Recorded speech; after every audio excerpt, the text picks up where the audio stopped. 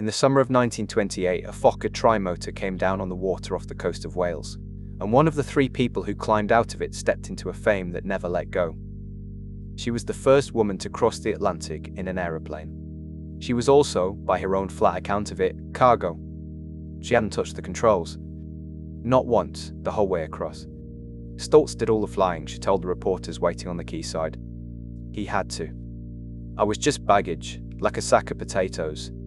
Sit with that for a second. The most famous woman in the history of flying became famous for a flight she didn't fly. She knew it, and she said so out loud while they were still organizing the parades. Everything real came afterwards.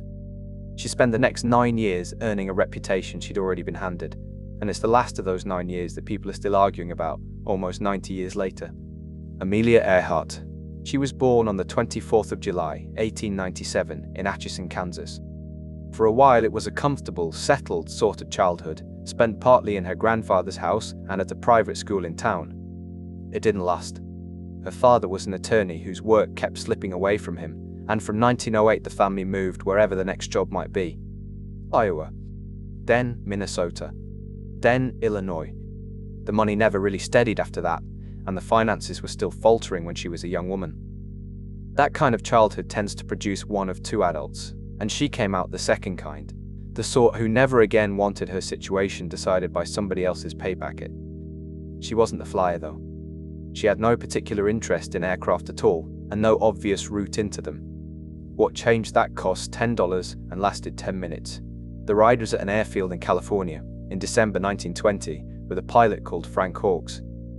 By the time I had got 200 or 300 feet off the ground, she said afterwards, I knew I had to fly. Lessons cost money she didn't have, so she went and earned it in pieces. She drove a truck. She worked as a photographer. She took a job as a stenographer. In January 1921, she started training with Netta Snook, one of very few women in America then teaching anyone to fly. On the 22nd of October 1922, she took a small Kinner Airster up to 14,000 feet and set a world altitude record for women. In 1923, she got her pilot's license. And then, for years, almost nothing happened. By the middle of the decade, she was in Boston, working at a settlement house called Denison House as a social worker, teaching English to immigrant families. She was a pilot with nowhere much to fly. Then the telephone rang. The call came in April 1928 from a man named Hilton Rayleigh. There was a Fokker trimotor called the Friendship, paid for by a wealthy American woman, Amy Phipps Guest, who had wanted to be the first woman across the Atlantic herself until her family talked her out of it. So she funded somebody else to do it, and the search was on for what the organizers described as the right sort of girl. Educated, presentable, able to handle a press conference. A real pilot, ideally, though the flying itself was already covered. Wilma Stultz would fly it. Louis Gordon would mind the engines. On paper, she was the commander with final say over the flight. In the air, in instrument conditions she wasn't trained for, her job was the logbook. They left Trepassey in Newfoundland on the 17th of June 1928 and came down in the Bury Estuary in Wales just under 21 hours later. New York gave her a ticker-tape parade down Broadway. Coolidge received her at the White House, and she kept telling anyone who'd listen that she'd been luggage. Somebody had been listening very carefully indeed, and he had plans for her. The man who'd helped choose her was a publisher called George Palmer Putnam, and he understood exactly what had landed in his lap. The press had already given her a nickname, Lady Lindy, because somebody decided she looked like Charles Lindbergh. Putnam built everything around it. A book about the crossing and a national tour to sell it. A job as aviation editor at Cosmopolitan. Endorsements, Lucky Strike cigarettes, a luggage line called Modern Air, clothing with her name stitched into it. She lectured almost constantly. It's easy to be sneery about all that, and plenty of people were at the time, but look at where the money went. Lecture fees bought flying hours. Endorsements bought airframes and fuel and instruments. She wasn't the product being sold so much as the customer paying for a very expensive habit, and the price was her privacy, permanently. Putnam, though, wanted more than a client. He asked her to marry him 6 times before she said yes. On the morning of the wedding, the 7th of February, 1931, in Nyack, Connecticut, she handed him a letter. It's one of the strangest documents in American aviation, and one of the most modern. You must know my reluctance to marry, she wrote, My feeling that I shatter thereby chances in work which means most to me. Then she set out terms. I shall not hold you to any medieval code of faithfulness to me, nor shall I consider myself bound to you similarly. She wanted, she said, some place where I can go to be myself now and then. And then the hardest line in it. I must exact a cruel promise, and that is, you will let me go in a year if we find no happiness together. She called the marriage a partnership with dual control, which is a pilot's phrase, not a bride's. He agreed to all of it. 15 months later, she went out and settled the thing that had been eating at her since 1928. On the 20th of May 1932, she took a single-engine Lockheed Vega off from Newfoundland and pointed it at Europe on her own. It went wrong repeatedly. Strong northerly winds first, then ice. Then mechanical trouble she could manage but couldn't fix, for hours, in the dark, over the North Atlantic with nobody else aboard to take the controls if her hands gave out. She'd meant to reach Paris.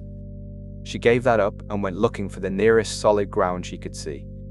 14 hours and 56 minutes after leaving, she put the Vega down in a pasture near Culmore, just north of Derry, in Northern Ireland. First woman to fly the Atlantic alone. Second person ever to do it, after Lindbergh. 4 years earlier, the papers had called her Lady Lindy for the shape of her face. Now the comparison meant something, because the logbook had her name in the pilot's column and there wasn't a Stultz within 3,000 miles. The record she wanted after that one was on the other side of the world. The other side of the world could wait a moment, because she'd been building something on the ground as well.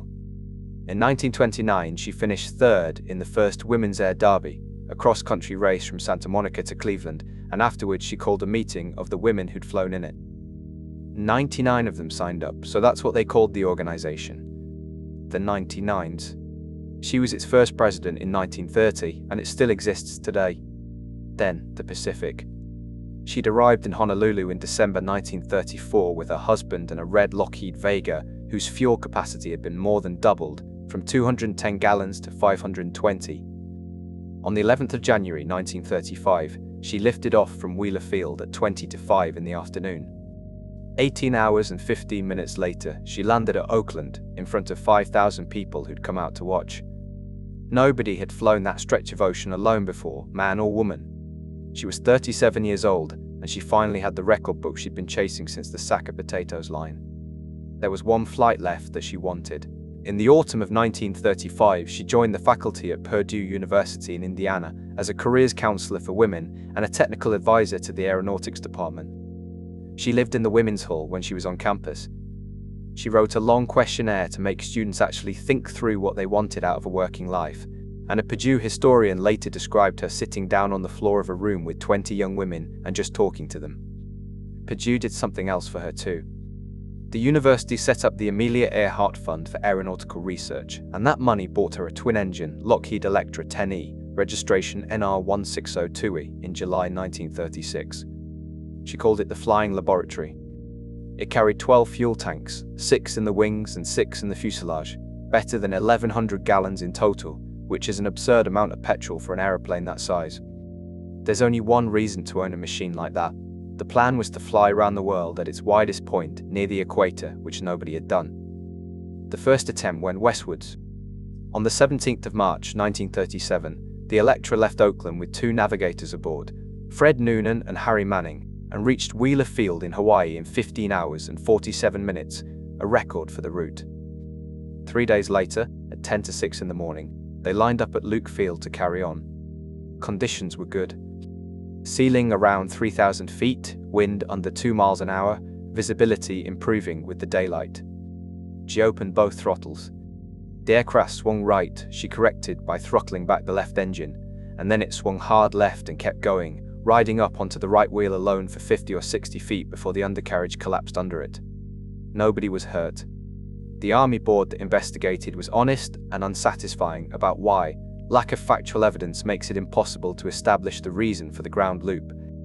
That's the first wreck in this story that nobody could explain. It isn't the last. On the 1st of June 1937, she left Miami going the other way, eastwards, with Noonan navigating and nobody else aboard. Brazil, Africa, Karachi, Calcutta, Darwin. By the end of June, they'd put 22,000 miles behind them and had one long jump left across the Pacific. On the 2nd of July, they lifted off from Lae in New Guinea at about 10 in the morning local time, with somewhere around 1,100 gallons in the tanks and close to 20 hours of open water ahead. The target was Howland Island. Howland is under 1.5 miles long and half a mile wide, and the highest point on it stands 10 feet above the sea. 3 unpaved runways had been graded across it, specifically for her. The Coast Guard cutter Itasca was standing off the island to talk her down, with a radio operator called Leo Bellatz on watch. Her call sign was KHAQQ. That is a very small target after 20 hours, and from early that morning it was clear that something was wrong with the radio. The problem wasn't that she couldn't transmit. Itasca could hear her. The problem was that she apparently couldn't hear them, or couldn't turn what she heard into a bearing. At 24 minutes past 8, the cutter tapped out in Morse, KHAQQ from Itasca. Go ahead on 3105 with voice, and transmit position report and signal strength on our signals. 3 minutes later, in plain voice, Itasca to Earhart. We are transmitting constantly on 7.5 megacycles. Do you hear us? Kindly confirm receipt on 3105. The log fills up with the same 2 words, over and over, in the operator's hand. Earhart unheard. She reported flying low, 1,000 feet, and at one point put herself 200 miles out. Then, at 43 minutes past 8 in the morning, the last thing anybody ever heard from her. We are on the line 157337, we'll repeat message, we will repeat. That isn't a position. It's a sun line, a bearing drawn through where Howland ought to be, meant to be flown up and down until the island appears underneath you. After that, nothing. The search began the same day, and the National Archives describes it as the largest air and sea rescue search mounted up to that point. Itasca stayed out looking. The battleship Colorado arrived and flew its 3 float planes off the catapults until they'd swept 25,490 square miles between them. The seaplane tender Swan came. Then the aircraft carrier Lexington turned up with 63 aircraft aboard and worked a rectangle of empty ocean roughly 600 miles by 400. It ran from the 2nd of July to the 18th. They found nothing at all. No oil slick, no float, no scrap of wing, no bodies. In 1939, a court in Los Angeles declared her legally dead, and Noonan with her. She'd disappeared 22 days before her 40th birthday. And that is genuinely where the documented record stops. Everything past this point is argument. Some of it is careful, serious argument backed by forensic work. One piece of it got taken apart in public in about half an hour. Start with the dull answer, because the dull answer is the mainstream one. The Electra ran out of fuel somewhere near Howland and went into the sea, and that stretch of ocean is thousands of meters deep. Most historians still think that's what happened, and sonar sweeps of the seabed near Howland haven't turned up anything to contradict it, or to confirm it. The serious rival is Gardner Island, now called Nikumaroro, which happens to sit 350 nautical miles down that same bearing she gave. In 1940, a British colonial officer found 13 bones there beside an old campfire. They were shipped to Fiji. 2 doctors examined them and flatly disagreed with each other, and then the bones themselves were lost and have never been recovered. All that survives is 7 measurements, one of those doctors wrote down. In 2018, a forensic anthropologist at the University of Tennessee, Richard Jantz, ran those 7 numbers through modern statistical methods and found they matched her estimated dimensions more closely than 99% of a large reference sample. His own summary is the honest version of it. If the bones do not belong to Amelia Earhart, then they are from someone very similar to her. That's strong. It isn't proof, and no wreckage has ever been found there either. And bones on an empty island aren't even the strangest thing anyone has claimed. Then there's the version where she didn't die out there at all. In July 2017, a television documentary aired a photograph it claimed showed her and Noonan alive on a dock in the Marshall Islands in Japanese custody. It went round the world in a day. Within about 2 days, a Japanese military history blogger called Kota Yamano searched the National Diet Library's digital archive for the words Jaluit Atoll and found the same photograph in roughly 30 minutes. It came from a travel book published in October 1935, nearly 2 years before she vanished. The caption was about a busy port that held schooner races. The program's own facial recognition consultant said he had no explanation for why the picture showed up 2 years early. To be fair to the underlying idea, it wasn't invented for television. Naval Intelligence filed a report in January 1939 on information that she was being held prisoner in the Marshall Islands, so the US government itself logged the possibility at the time. Nothing has ever substantiated it. And the oddest claim came in 1970, when a book argued she'd survived and was living in New Jersey under the name Irene Bolam. Bolam sued for defamation. She had a documented, continuous life of her own pilot's license from 1937, her own marriages, her own son. There was no gap for a second life to fit into. What she actually left behind is easy to lose behind the mystery, so it's worth saying plainly. She flew the Atlantic alone in 1932, first woman and second person ever to do it.